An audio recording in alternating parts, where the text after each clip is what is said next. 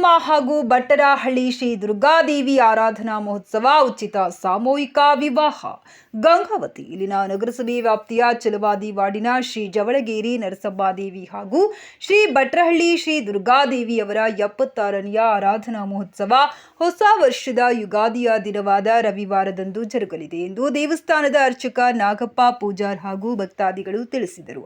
ಅವರು ಮಾಧ್ಯಮಗಳೊಂದಿಗೆ ಮಾತನಾಡಿ 14ನೇ ವರ್ಷದ ರಥೋತ್ಸವದ ಪ್ರಯುಕ್ತ ಅಮ್ಮನವರಿಗೆ ವಿಶೇಷ ಪೂಜೆ, ಉಚಿತ ಸಾಮೂಹಿಕ ವಿವಾಹ, ಮಹಾಪ್ರಸಾದ, ಸಂಜೆ 5:45ಕ್ಕೆ ಮಹಾರಥೋತ್ಸವ ಜರುಗಲಿದ್ದು ಸಕಲ ಭಕ್ತಾದಿಗಳು ಭಾಗವಹಿಸಿ ಅಮ್ಮನವರ ಕೃಪೆಗೆ ಪಾತ್ರರಾಗಬೇಕೆಂದು ತಿಳಿಸಿದರು.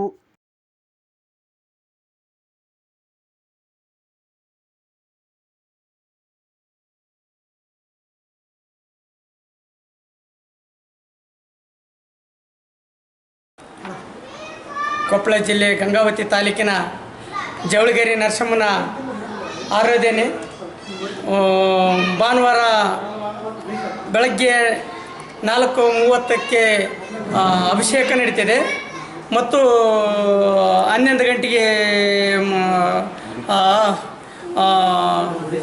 ಉಡಿ ತುಂಬ ಕಾರ್ಯಕ್ರಮ ಇರ್ತದೆ ಮತ್ತು ಮಡಿತೇರು ಅಮ್ಮಂದು 11:30ಕ್ಕೆ ಮಡಿತೇರು ಇರ್ತದೆ. 11:35ರಿಂದ ಊಟದ ಪ್ರಸಾದವನ್ನು ಇರ್ತದೆ. ಅಮ್ಮಂದು ಪ್ರತಿ ಅಮಾವಾಸ್ಯೆ ಕೂಡ ಪ್ರಸಾದ ಇರ್ತದೆ. ಎಲ್ಲ ಭಕ್ತಾದಿಗಳು ಬೇಡ್ಕೊಂಡದ್ದು ಅಮ್ಮಂದು ನೆರವೇರಿಸ್ತಿದ್ದಾಳೆ. ಅವರು ಕೊಟ್ಟದ್ದಕ್ಕೆ ಪ್ರತಿ ಅಮಾವಾಸ್ಯೆಯನ್ನು ಭಕ್ತಾದಿ ವತಿಯಿಂದ ಅಮಾವಾಸ್ಯೆ ಪ್ರಸಾದ ನಡೀತೈತಿ. 5:30ಕ್ಕೂ ಮತ್ತೆ ತೇರು ಎಳಿತೈತಿ. ಎಲ್ಲರೂ ಗಂಗಾವತಿ ಭಕ್ತರು ಬಂದು ಅಮ್ಮನ ಆಶೀರ್ವಾದಕ್ಕೆ ಕೃಪೆ ಬರಬೇಕು, ತೇರನ್ನು ಎಳಿಬೇಕು, ಎಲ್ಲರೂ ಜಾತ್ರೆ ಮಾಡೋಣ ಅಂತಂದು ನಾನು ಕೇಳಿಕೊಳ್ಳುತ್ತೇನೆ. 20ನೇ ವಾರ್ಡ್ನಲ್ಲಿ ಪ್ರತಿ ವರ್ಷದಂತೆ ಈ ವರ್ಷವೂ ಕೂಡ ಯುಗಾದಿ ಪ್ರಯುಕ್ತ ಶ್ರೀ ಬಟ್ಟರಹಳ್ಳಿ ದುರ್ಗಮ್ಮ ನರಸಮ್ಮ ದೇವಿಯ 76ನೇ ವರ್ಷದ ಆರಾಧನೆ ಪ್ರಯುಕ್ತ ಮಹಾರಥೋತ್ಸವ ಕಾರ್ಯಕ್ರಮ ಸಾಯಂಕಾಲ 5:30ರಿಂದ ಜರುಗಲಿದೆ. ಸಮಾಜದ ಸರ್ವ ಭಕ್ತಾದಿಗಳು ಅಮ್ಮನ ಸೇವೆಗೆ ಪಾತ್ರರಾಗಿ ಗಂಗಾವತಿ ಸುತ್ತಮುತ್ತಿರತಕ್ಕಂಥ ಹಳ್ಳಿ ಜನ ಕೂಡ ಅಮ್ಮನ ಆಶೀರ್ವಾದಕ್ಕೆ ಕೃಪಾ ಕಟಾಕ್ಷಕ್ಕೆ ಪಾತ್ರರಾಗಬೇಕಂದ್ರೆ ತಮ್ಮಲ್ಲಿ ವಿನಂತಿಸಿಕೊಳ್ಳುತ್ತೆ. ಸರ್ವಶಕ್ತಿ ಸಮನ್ವಿತೆ ಭಯವ್ಯಸ್ತ್ರಾಹಿನೋ ದೇವಿ ಆದಿಶಕ್ತಿ ದುರ್ಗಮಾತೆಯೇ ನಮೋ ನಮಃ. ಸರ್ವಮಂಗಳ ಮಾಂಗಲ್ಯೆ ಶಿವೆ ಸರ್ವಾರ್ಥ ಸಾಧಕೆ ಶರಣ್ಯೆ ತ್ರಯಂಬಿಕೆ ದೇವಿ ಆದಿಶಕ್ತಿ ದುರ್ಗಮಾತೆಯೇ ನಮೋ ನಮಃ. ಎಲ್ಲ ಭಕ್ತರ ಮನಗಳಲ್ಲಿ ಆದಿಶಕ್ತಿ ನೆಲೆಸಿರುವಂಥ ಮಹಾಶಕ್ತಿ ಸ್ವರೂಪಿಣಿ ಜಗದೀಶ್ವರಿ ಆಕೆ ಹೌದು. ಸರ್ವ ಭಕ್ತರಲ್ಲಿ ಕಷ್ಟ ನಷ್ಟಗಳನ್ನು ಬೇಡಿಕೊಂಡಾಗ ಅವರ ಸಂಕಲ್ಪಗಳನ್ನು ನೆರವೇರಿಸಿಕೊಟ್ಟು ಎಷ್ಟೋ ದೂರ ಇರತಕ್ಕಂಥ ಭಕ್ತರನ್ನು ಆಹ್ವಾನ ಮಾಡಿಕೊಳ್ತಕ್ಕಂಥ ಶಕ್ತಿ ಅಮ್ಮ ಅಂದರೆ ನೆನೆದವರ ಮನದಲ್ಲಿ ಸದಾ ನೆರಳಾಗಿರ್ತಾಳ ತಾಯಿ ಶಕ್ತಿ. ವರ್ಣಿಸಲಿಕ್ಕೆ ಯಾರಿಂದ ಸಾಧ್ಯವಿಲ್ಲ. ಹೌದು, ಅಮ್ಮ ಇವತ್ತು ಪ್ರತಿ ವರ್ಷದಂತೆ ಈ ಸಲ ಯುಗಾದಿ ಮಹಾನಿಮಿತ್ತದಿಂದ ಮಹಾರಥೋತ್ಸವ ನಡೆಯುತ್ತದೆ. ಆ ರಥೋತ್ಸವದಲ್ಲಿ ಸಾಕಷ್ಟು ಭಕ್ತಾದಿಗಳು ಬಂದು ನೆಲೆಸಿ ಅಮ್ಮನ ಆರಾಧನೆಗೆ ಶಿರಬಾಗಿ ನಮಿಸಿ ಮತ್ತು ರಥೋತ್ಸವಕ್ಕೆ ಹೂವು ಹಣ್ಣು ಕಾಯಿಗಳನ್ನು ಅರ್ಪಿಸಿ ತಮ್ಮ ಇಷ್ಟಾರ್ಥವನ್ನು ನೆರವೇರಿಸಿಕೊಂಡು ಹೋಗ್ತಿದ್ದಾರೆ. ಮತ್ತು ಸರ್ವಭಕ್ತಾದಿಗಳಿಗೆ ಪ್ರತಿ ಯುಗಾದಿಯಲ್ಲಿ ಅಮಾವಾಸ್ಯೆಗೂ ಅನ್ನ ಸಂತರ್ಪಣೆ, ಅನ್ನದಾಸೋಹ ಪ್ರತಿದಿನ ಸರ್ವಭಕ್ತಾದಿಗಳು ಬಂದು ತಮ್ಮ ಕಷ್ಟಗಳನ್ನು ನೆರವೇರಿಸಿಕೊಂಡು ಸಂಕಲ್ಪವನ್ನು ಈಡೇರಿಸಿಕೊಂಡು ಹೋಗ್ತಿದ್ದಾರೆ. ಇವತ್ತು ಆ ತಾಯಿ ಸನ್ನಿಧಾನದಲ್ಲಿ ಸದಾ ಸೇವೆ ನಿರತನಾಗಿರ್ತಕ್ಕಂಥ ಶ್ರೀ ನಾಗಪ್ಪ ಪೂಜಾರಿ ಅವರಿಂದ ಅಮ್ಮನ ಹೇಳಿಕೆಯ ಮತ್ತು ಪ್ರಸ್ತಾವನೆಗಳಲ್ಲಿ ಅಡಿದಾವರಿಗಳಲ್ಲಿ ಪಡುಮಟ್ಟು ಅವರು ತಮ್ಮ ಭಕ್ತಿ ಭಾವನೆ ಹೃನ್ಮನಗಳಲ್ಲಿ ನಡೆಸಿ ಆ ತಾಯಿ ಜಗದೀಶ್ವರಿ ನುಡಿಸಿದಂತೆ ನಡೆಸಿದಂತೆ ನಡೆದು ಸರ್ವಭಕ್ತರಲ್ಲಿ ತಮ್ಮ ಆ ತಾಯಿ ಆಶೀರ್ವಾದ ಇರಲೆಂದು ಹಾರೈಸುತ್ತೇನೆ.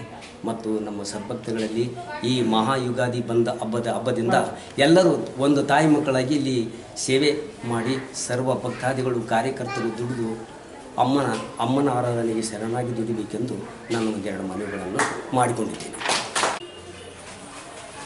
ಯುಗಾದಿ ಹಬ್ಬದ ಪ್ರಯುಕ್ತ ಶ್ರೀ ಜವಳಗೇರಿ ನರಸಮ್ಮದೇವಿ ಶ್ರೀ ಬಟ್ಟರಹಳ್ಳಿ ದುರ್ಗಮ್ಮ ದೇವಿಯ 14ನೇ ರಥೋತ್ಸವ ಅಂಗವಾಗಿ ದಿನಾಂಕ 29 ಅಮಾವಾಸ್ಯೆ ದಿನ ಒಳತನ ಶಿವಭಜನೆ ಕಾರ್ಯಕ್ರಮ ನಡೆಯುತ್ತದೆ. ಮತ್ತು 30ನೇ ತಾರೀಕಿಗೆ ಭಾನುವಾರ ಮುಂಜಾನೆ 4:30ಕ್ಕೆ ಅಮ್ಮನವರಿಗೆ ರುದ್ರಾಭಿಷೇಕ. ಆಮೇಲೆ 10:10ವರೆಗೆ ಎಲ್ಲ ಮುತ್ತೈದೆ ಹೆಣ್ಮಕ್ಕಳಿಗೆ ಉಡಿ ತುಂಬುವ ಕಾರ್ಯಕ್ರಮ ಇರುತ್ತದೆ. ಮತ್ತು ಆಮೇಲೆ 11 ಗಂಟೆಗೆ ಮಡಿತೇರು ಎಲ್ಲರ ಸಮ್ಮುಖದಲ್ಲಿ ಮಡಿತೇರು ನಡೆಯುತ್ತದೆ. ಮತ್ತು 1 ಗಂಟೆಯಿಂದ ಅನ್ನ ಸಂತರ್ಪಣೆ ಆಗ್ತೈತೆ. ಆಮೇಲೆ 5 ಗಂಟೆಗೆ ರಥೋತ್ಸವ ಜರಗಲಿದೆ. ಹೀಗಾಗಿ ಸರ್ವ ಭಕ್ತರು ಎಲ್ಲರೂ ಬಂದು ಅಮ್ಮನ ಕೃಪೆಗೆ ಪಾತ್ರರಾಗಬೇಕೆಂದು ನಾವು ಕೇಳ್ತೇವೆ. ಆದಿಶಕ್ತಿ ದುರ್ಗಮ್ಮ ದೇವಿಯಲ್ಲಿ ನಮಿಸಿ ಹಾಗೂ ನರಸಮ್ಮ ದೇವಿಯಲ್ಲಿ ನಮಿಸಿ ಇವತ್ತು ಈ ಒಂದು 76ನೇಯ ಆರಾಧನೆ ಮತ್ತು ಸಾಮೂಹಿಕ ವಿವಾಹಗಳು ಇಲ್ಲಿ ಜರುಗ್ತಾ ಇವೆ. ಹಾಗೂ 14ನೇ ವರ್ಷದ ರಥೋತ್ಸವ ವೈಭವದಿಂದ ಸಾಗ್ತಾ ಇದೆ. ಆದ್ದರಿಂದ ಮತ್ತು ಅದಲ್ಲದೆ ಈ ಒಂದು ಜನಸಂಖ್ಯೆ ಸಾಕಷ್ಟು ಬರ್ತಾ ಇದೆ. ಯಾಕಂದರೆ ಭಕ್ತರು ಸಾಕಷ್ಟಿದ್ದಾರೆ.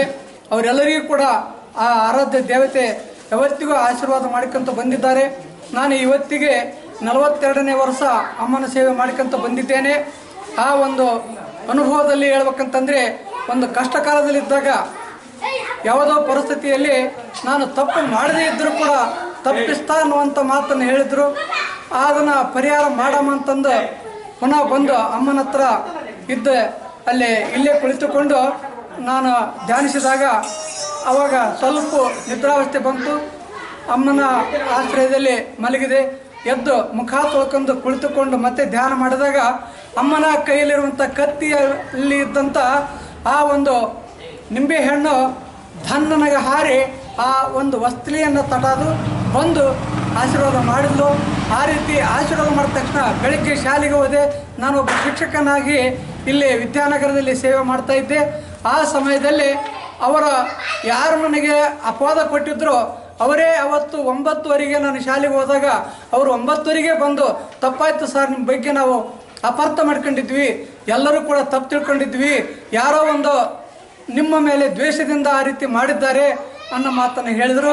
ಈ ರೀತಿ ಅನೇಕ ಸಂಕಷ್ಟಗಳನ್ನು ಪರಿಹಾರ ಮಾಡುವಂಥ ದೇವತೆಯ ಜಾತ್ರೆ ವೈಭವದಿಂದ ನಡೀತಾ ಇದೆ. ಪ್ರತಿ ವರ್ಷ ಕೂಡ ಜನಸಂಖ್ಯೆ ಸಾಕಷ್ಟು ಬರ್ತಾ ಇದೆ. ಬೆಣಕಲಾಗಲಿ ಮತ್ತು ಮುಕ್ಕುಂಪಿ ಆಗಲಿ, ಇಲ್ಲಿ ದಾಸನಾಳು ಹಾಗೂ ಆರಾಳು, ಇನ್ನಿತರ ಇಲ್ಲಿರುವಂಥ ಚಿಕ್ಕಜಂತಗಲ್ಲು ಮತ್ತು ಅನೇಕ ಭಕ್ತರು, ಸಂಗಾಪುರದ ಭಕ್ತರು, ಎಲ್ಲ ಭಕ್ತರು ಕೂಡ ಇಲ್ಲಿ ಬರ್ತಾ ಇದ್ದಾರೆ, ಅಮ್ಮನ ಸೇವೆಯನ್ನು ಮಾಡ್ತಾ ಇದ್ದಾರೆ. ಮತ್ತು ಆ ರಥೋತ್ಸವಕ್ಕೆ ಆ ಒಂದು ಉತ್ತುತ್ತಿಯನ್ನು ಹಾಕಿ ಎಲ್ಲರೂ ಕೂಡ ತಮ್ಮ ಸಂತೃಪ್ತಿಯನ್ನು ಬೇಡಿಕೊಂಡು ಹೋಗ್ತಾ ಇದ್ದಾರೆ. ಆ ಒಂದು ತೃಪ್ತಿಯಲ್ಲಿ ಅವರ ಸೇವೆಯಲ್ಲಿ ಪಾಲ್ಗೊಂಡಂಥ ಎಲ್ಲರಿಗೂ ಕೂಡ ಅವರೇನು ಮನಸ್ಸಿನಲ್ಲಿ ಮಾಡಿಕೊಂಡಿರ್ತಾರೋ ಅದೆಲ್ಲ ಆ ಒಂದು ತೇರು ಸಾಗಿದಾಗ ಅವಿಗೆ ಬೇಡಿಕೊಂಡಾಗ ಆ ಒಂದು ಆಕೆಯ ಶಕ್ತಿ ಅಲ್ಲಿ ಪ್ರದರ್ಶನ ಆಗುತ್ತೆ. ಬರೋ ವರ್ಷ ಅನ್ನೋದ್ರಾಗೆ ಎಲ್ಲರಿಗೂ ಕೂಡ ಅವರವರ ಇಷ್ಟಾರ್ಥಗಳು ಈಡೇರುತ್ತವೆ. ಈ ರೀತಿಯಾಗಿ ವೈಭವದಿಂದಲೇ ಇರುವಂಥ ಈ ದೇವತೆಯ ಈ ಒಂದು ಯುಗಾದಿ ಪಾಡ್ಯ ದಿವಸ ನಡೆಯುವಂಥ ಈ ರಥೋತ್ಸವಕ್ಕೆ ಪ್ರತಿಯೊಬ್ಬರು ಕೂಡ ಸಹಕರಿಸಿ ಬಂದು ದವಸ ಧಾನ್ಯಗಳಿಂದ ಮತ್ತು ತಮ್ಮ ಭಕ್ತಿಯಿಂದ, ತಮ್ಮ ಮನಸ್ಸಿನಲ್ಲಿ ಎಷ್ಟಿರ್ತೋ ಆ ಭಕ್ತಿಯಿಂದ ಆಕೆಯ ಸೇವೆಯನ್ನು ಮಾಡಿದರೆ ಮುಂದೆ ನಿಮ್ಮ ಜೀವನ ಪಾವನ ಆಗುತ್ತೆ. ನಿಮ್ಮೆಲ್ಲರಿಗೂ ಕೂಡ ಸುಖ ಸಂತೋಷ ಸಿಗುತ್ತೆ. ನನಗಾದಂಥ ನೋವು ಎಷ್ಟಿತ್ತು, ಹೆಂಗೆ ಪರಿಹಾರ ಆಯಿತು, ಅದರಂತೆ ಇನ್ನೂ ಅನೇಕ ಮಂದಿಗೆ ಪರಿಹಾರವಾಗಿದೆ. ಆ ಪರಿಹಾರ ನಿಮ್ಮೆಲ್ಲರಿಗೂ ಆಗಲಿ ಅಂತಂದು ಆಶಿಸಿ ಎಲ್ಲರಿಗೂ ಕೂಡ ಶುಭ ಕೋರಿ ಅಮ್ಮನ ಆಶೀರ್ವಾದ ನಿಮ್ಮೆಲ್ಲರಿಗೂ ಇರಲಂತಂದು ನಾನು ಇಲ್ಲಿಗೆ ಆ ಅಮ್ಮನ ಸೇವೆಯಲ್ಲಿ ನಿರತನಾಗುತ್ತೇನೆ. ಜೈ ಹಿಂದ್.